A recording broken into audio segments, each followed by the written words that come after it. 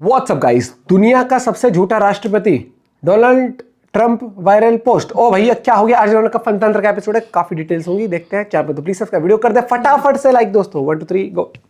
दोस्तों, Donald Trump की एक सोशल मीडिया पोस्ट बहुत ज्यादा वायरल हुई है। जी हां, राष्ट्रपति ट्रंप ने खुद को वेनेजुएला का इंटरिम प्रेसिडेंट घोषित कर दिया। 11 जनवरी को अपने social media platform truth social पर एक एडिटेड फोटो उन्होंने शेयर की। Break news coming in, and this is in regard to Donald Trump, who has declared himself as a president of Venezuela. He has posted an image of himself, calling himself the acting president of the country. Now, huge declaration. This is a big update. Globally, we see that this is a huge update coming in. After we saw that there were strikes by US on Venezuela. अब Trump के case में कोई नई बात तो है नहीं, लेकिन वो खुद को एक शोमैन समझते हैं। मीडिया में बने रहने की उनकी पुरानी आदत है और उनको अच्छे से पता भी है कि न्यूज में कैसे बने रहते हैं। ट्रंप ने एक डिजिटल एडिटेड तस्वीर शेयर की जो विकिपीडिया स्टाइल में थी। इसमें उनका ऑफिशियल पोर्ट्रेट वेनेजुएला के इंटरिम प्रेसिडेंट के रूप में दिखाया गया। कैप्शन में उन्होंने लिखा, निकोलस मादुरो की गिरफ्तारी का जिक्र किया और दावा किया कि वेनेजुएला अमेरिका को 5 करोड़ यानी 50 मिलियन बैरल तेल देगा, जिसकी कीमत $4.2 अरब है। उन्होंने कहा यह तेल अमेरिका रवाना हो चुका है और कमाई उनके पर्सनल कंट्रोल में होगी। We are going to run the country until such time as we can do a safe, proper and judicious transition.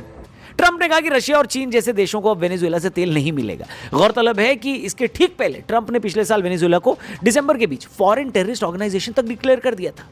ये पहला मौका नहीं है जब ट्रंप ने ऐसा कुछ किया है। वो हमेशा से ही कुछ ना कुछ अतरंगी करते आए हैं, जिसके बाद दुनिया सोच में पड़ जाती है कि कैसा आदमी है, कैसे ऐसे आदमी को एक इतना बड़ा देश अपना राष्ट्रपति चुन सकता है। भाई बताओ, अरे आंख बंद करके अगर आप पत्थर भी चला देते तो इससे ज्यादा बेहतर ऑप्शन मिल जाता प्रेसिडेंट का। इस आदमी के अंदर बुद्धि के फिक्स डिपॉजिट का मिनिमम अमाउंट भी नहीं है, लेकिन देखो आज दुनिया इसको झेल रही है। तो दोस्तों, ट्रंप ने बड़े सारे कांड किए हैं, बड़े सारे ऐसे उटपटांग बयान दिए जो पूरी दुनिया में हमेशा वायरल हुए, हमेशा चर्चा का केंद्र भी बने रहे। कुछ की बात हम आज की वीडियो में करने वाले हैं। सबसे पहले तो बात करते हैं एक्सेस हॉलीवुड टेप लीक की। टेप लीक, ये इंसिडेंट ट्रंप की लाइफ की सबसे कुख्यात स्कैंडल्स में से एक है, जो 2005 में रिकॉर्ड हुई, लेकिन 2016 में राष्ट्रपति चुनाव से ठीक पहले ये लीक की गई। एक्सेस बॉलीवुड शो के लिए एक ड्रेसिंग रूम में ट्रंप ने बिल बुश से बातचीत में बेहद ही अश्लील अंदाज में महिलाओं के बारे में बात की थी। जब ये टेप 7 अक्टूबर 2016 को वायरल हुआ तो अमेरिका और दुनिया भर में तूफान आ गया। रिपब्लिकन पार्टी के कई नेता जैसे जॉन मैकेन और पॉल रायन ने इसे घिनौना कहा और ट्रंप से सॉरी बोलने को कहा, माफी मांगने को कहा। मीडिया ने इसे लॉकर रूम टॉक का नाम दिया, लेकिन ट्रंप ने पहले तो इसे खारिज करने की कोशिश की, फिर एक वीडियो में माफी मांगी और कहा कि मैंने ऐसा कुछ किया ही नहीं। चल झूठा। ट्रंप के सपोर्टर्स ने इसे पुराना वीडियो बताकर डिफेंड किया, लेकिन दुनिया भर में मीम्स का सिलसिला शुरू हो गया। ट्विटर पर हैशटैग ट्रंप टेप्स ट्रेंड किया, जहां लोग ट्रंप को कार्टून कैरेक्टर बनाकर ट्रोल करते रहे। ग्लोबल लेवल पर ब्रिटिश अखबारों जैसे द गार्जियन ने इसे अमेरिकी लोकतंत्र का शर्मनाक मोमेंट कहा। भारत में भी सोशल मीडिया पर हिंदी मीम्स चले। हालांकि चुनाव में ट्रंप जीत गए, लेकिन ये घटना उनके कैरेक्टर पर परमानेंट दाग छोड़ गई। 26 महिलाओं ने बाद में ट्रंप पर सेक्सुअल मिसकंडक्ट के आरोप लगाए, जो इस टेप से जुड़े थे। आज भी 2026 में जब ट्रंप दोबारा राष्ट्रपति हैं तो ये टेप उनके विरोधियों द्वारा मजाक उड़ाने का हथियार है। कुल मिलाकर ये ट्रंप की आदत को दिखाता है कि वो अपनी गलतियों को एक्सेप्ट नहीं करते, जिससे उनकी ग्लोबल इमेज मिसोजिनिस्ट क्लाउन जैसी बन गई है, ऐसा उनके विरोधी बोलते हैं। आगे बढ़ते हैं। 2015 में फॉक्स न्यूज के रिपब्लिकन डिबेट के दौरान ट्रंप का एक और वैसा वाला पल कैमरे में कैद हो गया। मॉडरेटर मेगन केली ने ट्रंप से उनके पिछले महिलाओं वाले अपमानजनक कमेंट्स के बारे में पूछा। ट्रंप ने केली को घूरते हुए कहा, आपके चेहरे से खून निकल रहा था, नाक से, आंखों से, या जो भी होता है, ये blood coming from her whatever. ये वाला बयान इतना अजीब और अपमानजनक था कि स्टेज पर सन्नाटा छा गया। ये क्लिप वायरल हो गई। सोशल मीडिया पर hashtag Trump blood bath trend किया और मीम्स में ट्रंप को वैम्पायर या पीरियड जोक का शिकार दिखाया गया। आगे बढ़ते दोस्तों, कोविड के टाइम पर ट्रंप ने ऐसे ऐसे बयान दिए कि मैं क्या ही बताऊं। 2020 में कोविड महामारी के दौरान ट्रंप का सबसे बड़ा फुट इन माउथ मोमेंट आया। 23 अप्रैल 2020 की प्रेस कॉन्फ्रेंस में उन्होंने सुझाव दिया कि डिसइंफेक्टेंट इंजेक्शन मारकर वायरस को खत्म किया जा सकता है या अल्ट्रावायलेट लाइट को शरीर के अंदर डाला जाए। उन्होंने कहा कि मैं देख रहा हूं, क्या हम इसे इंजेक्शन के जरिए कर सकते हैं क्या। उनका यह बयान इतना बेतुका था कि डॉक्टरों ने इसे तुरंत रिजेक्ट किया, खारिज किया, लेकिन ट्रंप ने इसे सरप्राइज बताया। दुनिया भर में ट्रंप की खिल्ली उड़ाई गई। ब्रिटेन के पीएम बोरिस जॉनसन ने भी मजाक उड़ाया। WHO ने चेतावनी जारी की कि ऐसा मत करना, don't try this at home, ये सही इलाज नहीं है।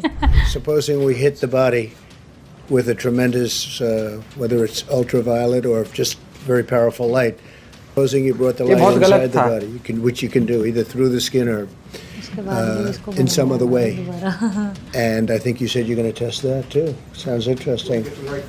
Right, and then I see the disinfectant where it knocks it out. सारी उठपटांग बातें थी। 1 minute.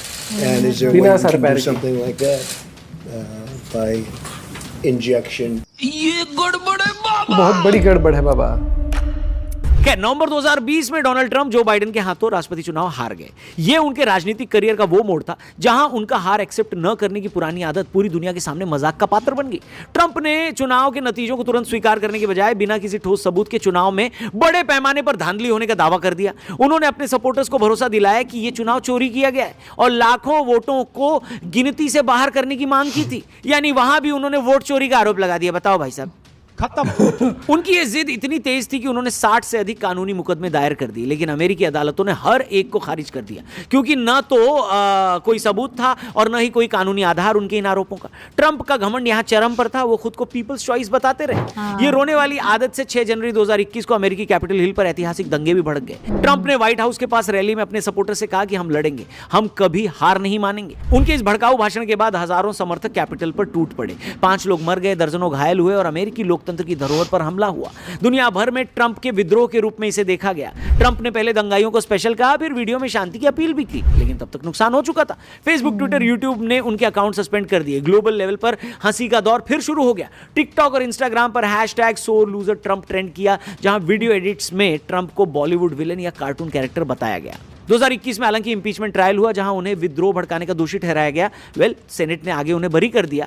आज 2026 में वो दोबारा राष्ट्रपति हैं। तब भी ये सारी घटनाएं जिनके बारे में हमने इस वीडियो में बात की, वो उनके विरोधियों की पसंदीदा हथियार हैं। बीच बीच में वो लोग निकालते रहते हैं और ट्रंप का मजाक उड़ाते रहते हैं। ये आदमी अभी और कुछ साल ऐसी हरकतें करेगा, ऐसे इनके विरोधी बोल रहे हैं और एक्सपर्ट्स बोल रहे हैं, और इसकी आदत पूरी दुनिया को डाल लेनी होगी। लेकिन इनकी कोई भी आदत ऐसी ना हो जाए जिससे दुनिया को ज्यादा नुकसान हो जाए। बयान तो ठीक है, लेकिन उनका कोई काम ऐसा ना रह जाए जिससे पूरी दुनिया हिल जाए। इसके बारे में भी बात करनी बहुत जरूरी है। खैर, ये आदमी अभी कुछ और साल इस तरह की हरकतें करता रहेगा, ऐसा इनके विरोधी कह रहे हैं और एक्सपर्ट्स कह रहे हैं कि दुनिया को अभी इनको और सहना पड़ेगा। लेकिन देखिए, इनके बयानों को सहे वो चलेगा, लेकिन इनके कारनामों को ना सहना पड़े, ऐसी भगवान से प्रार्थना है। बाकी ट्रंप के बारे में आपके क्या है विचार, आपकी क्या है ओपिनियन, कमेंट करके जरूर बताना। एक शब्द में लिखेंगे तो पढ़कर अच्छा लगेगा। बाकी जल्दी मिलेंगे, चैनल को सब्सक्राइब करना। Thank you for watching. कई बार होता है ना कि युगों में, सदियों में कुछ ऐसे नेता आते हैं जो या तो बवाल कर देते हैं या ब्लंडर कर देते हैं। तो इन्होंने थोड़ा वैसा कर दिया है कि पूरी दुनिया के नेता, कोई भी खुश नहीं है इस टाइम पर।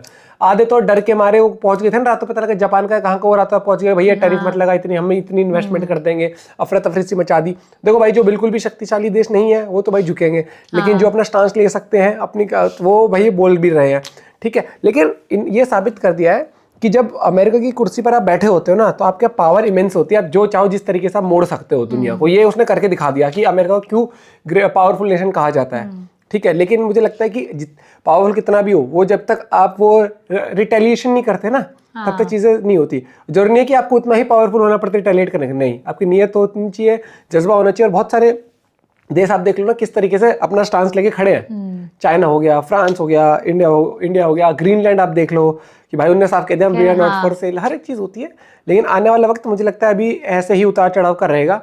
पिछले जब से ये बना है भैया तब से इसको कुछ तो गड़बड़ है, ऊपर वाले नहीं, गड़बड़ नहीं है, मतलब अरे वो इतना ओवर नहीं, जैसे कुछ चीजें होती है ना, मॉक करना बिल्कुल ही एकदम, मतलब थोड़ा रोस्ट मोड में रहता है ना, थोड़ा रोस्ट मोड में प्रेसिडेंट वाली वो नहीं आती। जैसे मैक्रोन को और मोदी जी के लिए बोला, फिर क्या होता है, धीरे धीरे ना आप ऐसा जैसे बोलते हैं जोकर वाली वो आने लगते हैं कि ओहो हंसी मजाक वाली वो है। वही जो पार्टी ऑपोजिशन में वो भी इन मुद्दों को उठा लेते हैं ना। फिर और भी शेयर करेगा। Bye bye, take care.